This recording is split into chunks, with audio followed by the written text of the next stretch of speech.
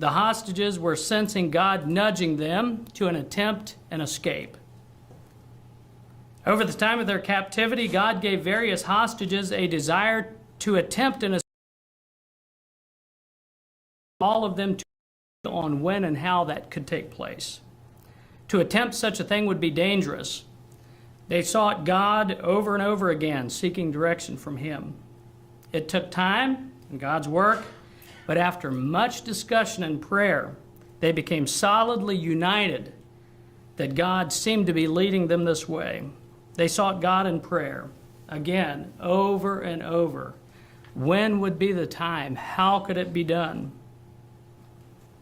On several occasions, they planned an escape, but they had decided if specific things didn't happen at specific times that they had determined as a group, they would accept that as God's direction to wait. When they planned to escape, God gave clear signs that this was not the right time. And God is always on time. Those signs that they were seeking, it was on the very minute of the time that they had set, and the sign that they were seeking, that those things took place. God was at work, but the timing was not right. They worked together, blending their perspectives and continuing to seek God. One of the men in the group felt a strong leading that God was calling them to leave. After he shared this leading with the rest of the group, they were all united that yes, God was calling them to leave. The group testified that this unity that they arrived at was one of the greatest miracles they experienced. Before that, it was hard for them to come together, but God brought them together in unity on this matter.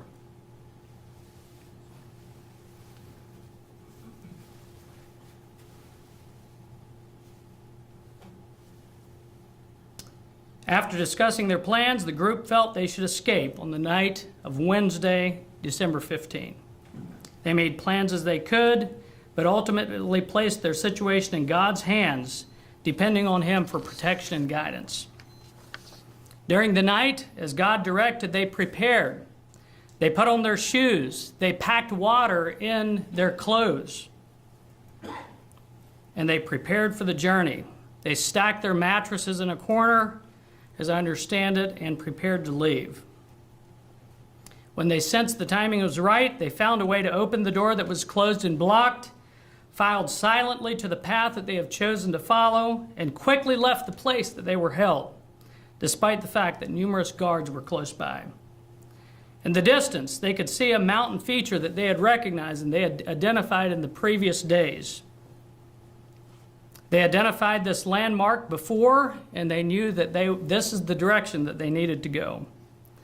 They also followed the sure guidance of the stars as they journeyed through the night, traveling toward safety.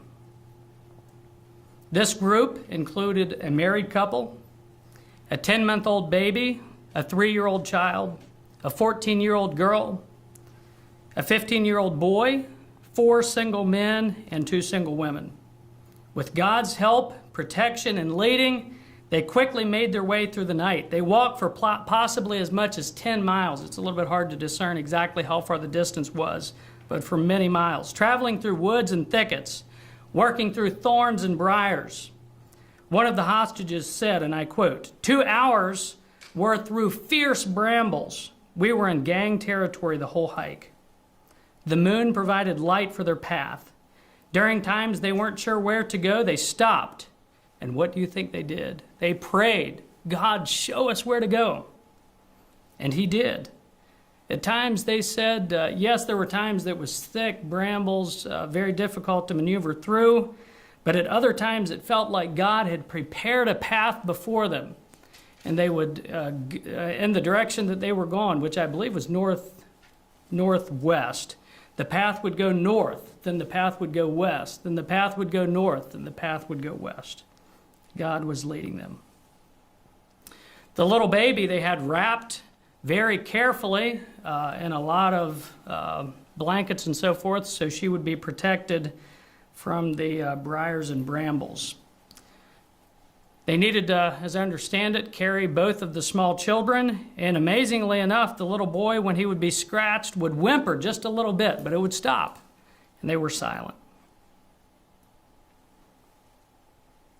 After a number of hours of walking, day began to dawn, and they eventually found someone who helped them make a phone call for help.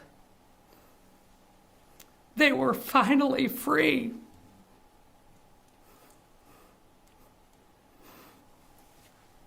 Finally free.